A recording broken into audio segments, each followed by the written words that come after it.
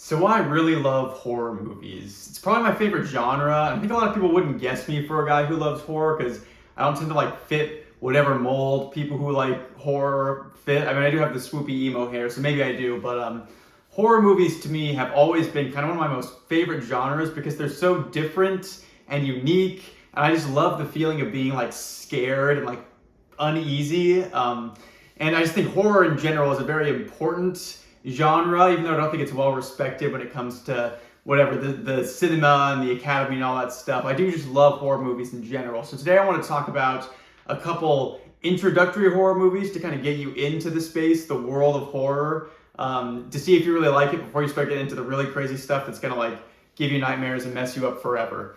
Before we get started though, I just want to mention I am Davis Morgan. This is The Daily Davis. It's a show that I do every single day where I talk about something I love or I talk about ADHD because I have ADHD. So if you're interested in that, if you want to hear more, please subscribe, we're at the time of recording, we're at 252 subscribers. So we're coming up on 300, hopefully. It's super exciting. The support's been awesome. But anyway, let's get into it. So first introductory horror movie. When I say introductory horror, I mean a movie that you could watch if you're somebody who's not super interested in horror, or maybe if you're a younger kid, because I got into horror. I was interested in it probably when I was 12 or 13. I was always kind of scared of stuff growing up. I was scared of pretty much everything. But then when I hit that age, I started finding some interest in just being scared and kind of this morbid curiosity. And so when I was probably 14 up through high school, I started watching horror movies with some of my friends, and we would watch PG-13 horrors. We didn't watch R-rated movies back then, and so I just want to give out a couple of those movies. The first one that I think is a really good horror movie. It's like an introductory movie, maybe if you're a younger kid, but it's actually Coraline, that creepy stop motion animation movie, directed by Henry Selick. It's made by Leica Studios. It's actually based out of Oregon. They're probably a couple hours away from where I live in Washington. So Coraline is really creepy. It's a stop motion animated movie about a girl whose family moves into a new house in the forests of rural Oregon. It's a new apartment they've moved into, and she finds a secret door that at night when she opens it, it takes her to an alternate reality where she has another mother there, another father, and they're slightly different, they're creepy, and they want to sew buttons into Coraline's eyes. It's a very normal, typical children's fairy tale almost. It almost feels kind of like Hansel and Gretel, but the world is so interesting. There's such interesting kind of lore to it all, and mythology, that you never really get fully explained to you. But I love Coraline. I think it's an amazing, amazing movie, especially for kids that are interested in creepy stuff. So if you are somebody who's younger and you would want to watch a movie like Coraline, I think it's wonderful. I don't think it's super scary now, but it is still one of my favorite movies. It is my favorite animated movie of all time. I think it's perfect. The stop motion animation looks absolutely wonderful. The amount of painstaking work they did to put that movie together is truly just incredible. And the creepiness of it all is at such a good level where there's nothing explicit. There's nothing overly scary in my opinion, but there is just kind of this creepy, eerie vibe to the whole thing. So a great kind of creepy horror movie if you're a kid or if you're somebody who's getting started out.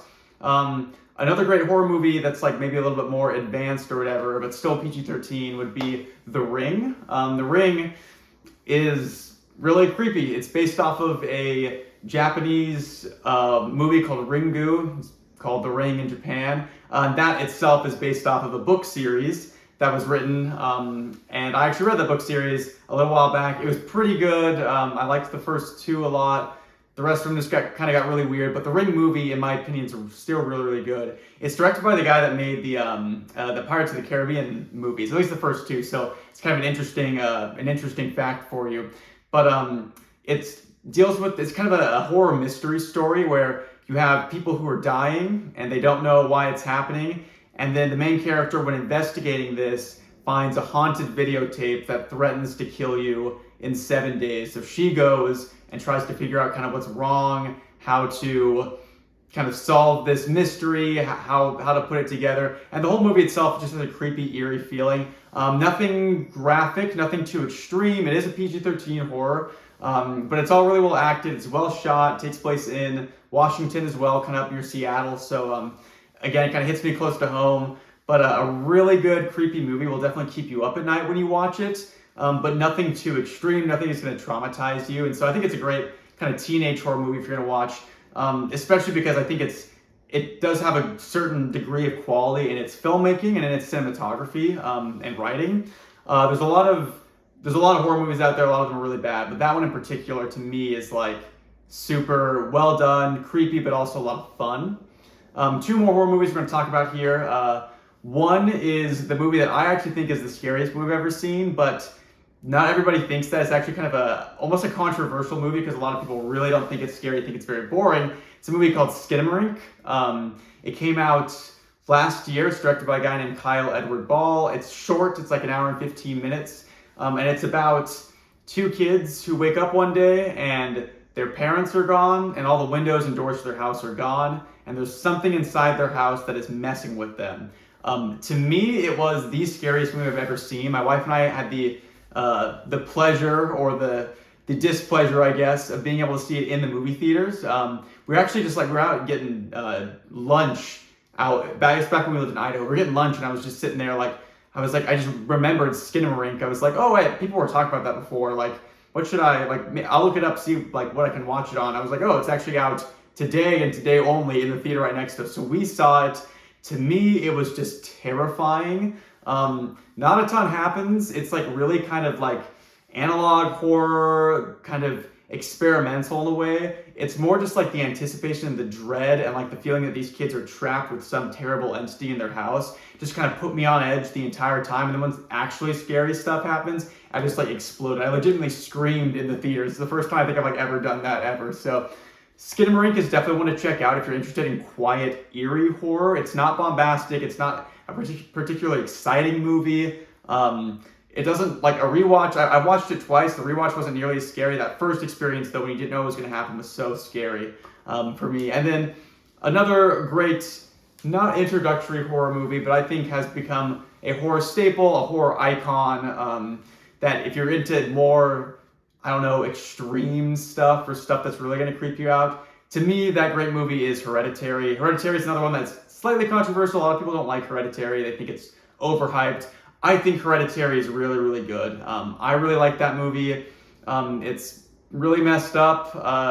There's some terrible, terrible, terrible things that happen. It's about a family the grandma has died, and then it's mostly about their grief and a whole bunch of other really messed up stuff that happens. I won't spoil it for you, but that movie is like, you need to brace yourself when going in because it is terrifying, and all the performances are incredible. Toni Collette plays the main character, the mom. She deserved to be nominated for an Oscar for it. Oscars don't nominate horror movies for some reason, but her performance is like literally perfect. It carries the movie almost. Like, it's just so gut-wrenching and terrifying. So I think Hereditary is amazing. If you're interested in something that's a little more extreme, then I would go watch that. It's really good, made by Ari Aster.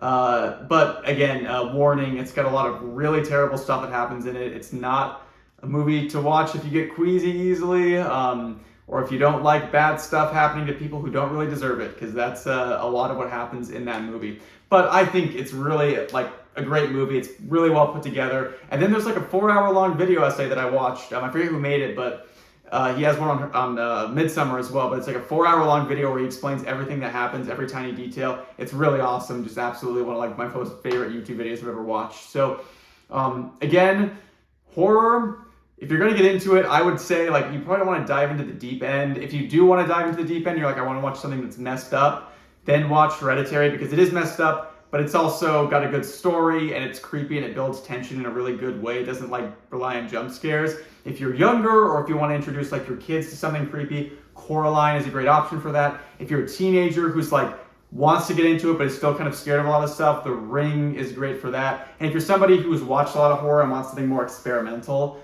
I would really watch Skinamarink. I really love that. But yeah, I love horror movies. I'll talk about them a lot later. I'm going to talk about my favorite TV show ever, which is called Midnight Mass, a little bit later. But thank you guys so much for tuning into this, for watching. If you come from the ADHD stuff or the random stuff, either way, it's awesome to have you. I've been having a ton of fun making this stuff.